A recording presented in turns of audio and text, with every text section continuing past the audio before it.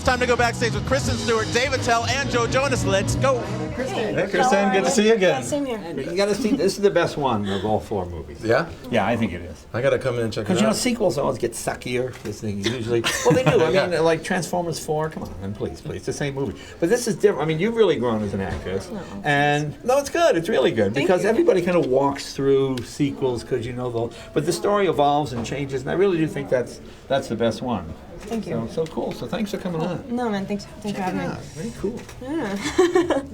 Thank you. And what did it mean to have Rob and Taylor there with you this morning at Grauman's Chinese Theater? That must have been...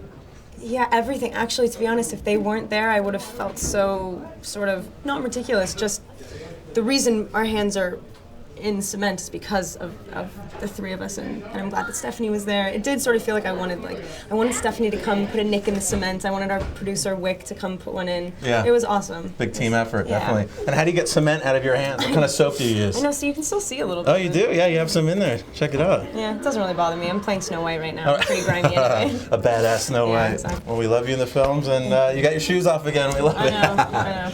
Thanks for talking with us backstage. Thank you Good very to much. see you. Yeah.